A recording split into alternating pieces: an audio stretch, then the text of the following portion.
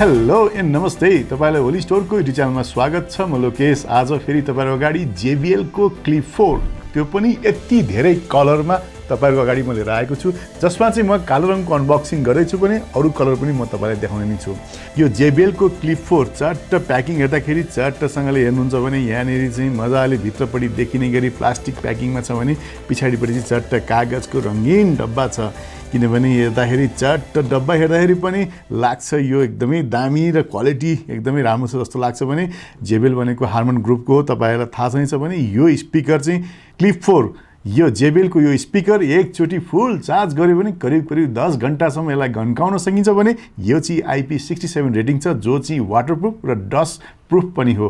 अनि हामीलाई एक किसिमको डर लाग्छ नि, यो लगेपछि फोहोर होला, मैलो होला, के होला, पानीमा लिएर जाँदा भिज्ला, हामी कहीँ ट्राभल गर्दाखेरि ट्रेकिङमा जाँदाखेरि छिमछिम पानी पर्दियो भने भिजेर बा स्पिकर जाला कि, किन हामी त्यही यस्तोमा चट्ट क्लिप गरेर सुन्दै हिँडिरहेका हुन्छौँ। त्यो बेलामा त्यो किसिमको डर पनि यसमा छैन, किनभने यो फुल्ली वाटरप्रुफ छ। अब यो बट्टा अब हामी एकदमै सिल प्याक भएर आएको छ। यसलाई चाहिँ म खोल्न गइरहेको छु। खोल्ने कसरी म हेर्दै छु, अब कताबाट खोल्ने हो। ओहो, यहाँनिर छ सिल। म यसलाई चाहिँ चट्ट यो टेपलाई काटेर यहाँ मैले खोले। अब हेरौँ, एकदम अरु जस्तो छैन, एकदम बक्सा सिम्पल भन्दा सिम्पल छ। तपाईले देखिराख्नु भएको छ भने यसलाई अनबक्सिङ गर्न पनि खासै धेरै चीज केही गर्नु पर्ला पनि छैन, तुरुन्तै सकिला जस्तो छ अनबक्सिङ। ला, यो त मैले उल्टोतिरबाट खोलेछु।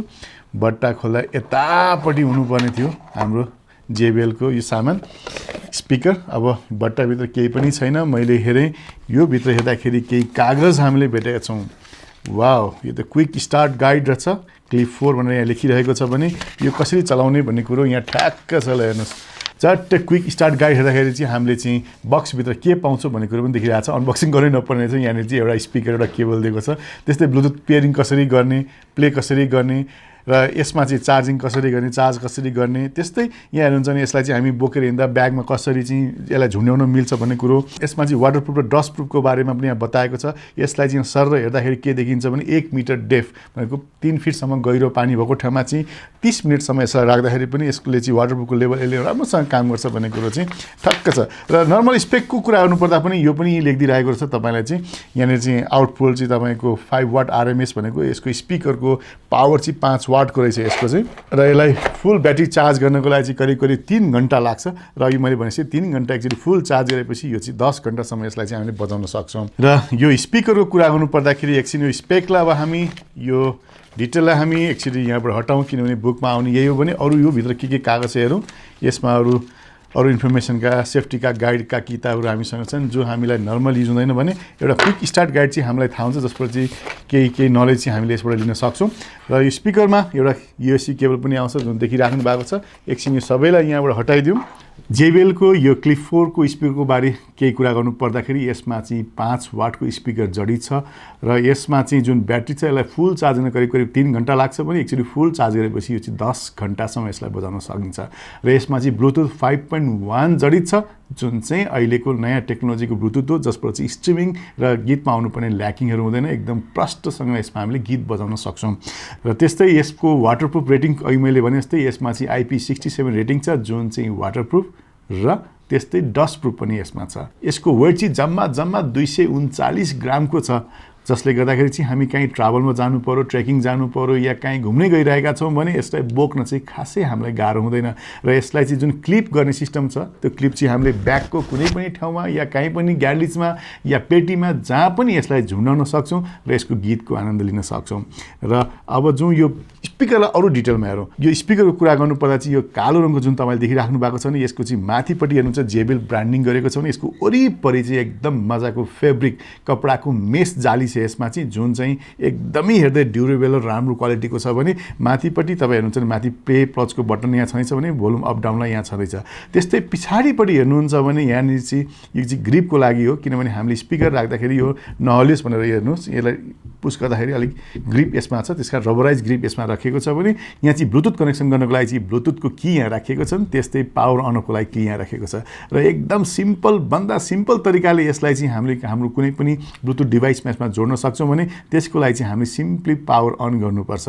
र पावर अन गर्ने बित्तिकै हो JBL को सिग्नेचर साउन्ड आयो टेङ टेङ गर्न थाल्यो अब यो ब्लुटुथलाई चाहिँ हामीले गएर हाम्रो फोनमा ब्लुटुथमा जाने क्लिप 4 देखायो र सिम्पल भन्दा सिम्पल तरिकाले हामीले चाहिँ कनेक्सन गर्न सक्छौँ झट्ट हाम्रो डिभाइस यसमा कनेक्ट भइसक्यो भने यहाँनिर बत्ती बलेर पनि हामीले थाहा पाइरहेका छौँ र यसमा हेर्नुहुन्छ भने यहाँनिर चाहिँ अलिकति रबराइज प्लास्टिकको यो हामीलाई फोल्डिङ गर्ने सिस्टम क्लिप 4 लेखेको यहाँ छ भने यो चाहिँ एकदम मेटलको हामीले वरिपरि बाउन्ड गरेको देखिन्छ भने यहाँ तलपट्टि हेर्नुहुन्छ भने चाहिँ टाइप सी बाट यसलाई चार्ज गर्न सकिन्छ यो डिभाइसलाई चाहिँ हामीले टाइप सी बाट चार्ज गर्नुपर्छ भने टाइप सी केबल यसैमा आउँछ जसलाई चाहिँ हामीले प्लग इन यहाँबाट गर्ने भयो र यो बट्टामा आउने सामान त तपाईले देखिराख्नु भएको छ एउटा स्पिकर एउटा केबल आउँछ भने यसलाई चार्ज गर्न हामीसँग कुनै पनि USB एडाप्टर युज गरेर यसलाई हामीले चार्ज गर्न सक्छौं या कम्प्युटरमा जोडेर पनि USB पोर्टमा जोडेर पनि यसलाई हामीले चार्ज गर्न सक्छौं र स्पिकरमा मैले ब्लुटुथ कनेक्सन गरिसकेको छु र पनि एउटा गीत चाहिँ हामी प्ले गरेर हेरिहालौं यहाँ कस्तो साउन्ड आउँदै रहेछ भनेर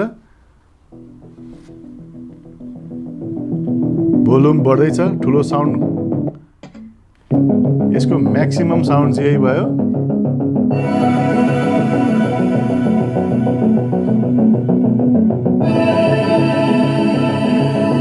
यो लेभलमा मैले यसलाई बजाउँदाखेरि पनि भाइब्रेसन हेर्ने भने चाहिँ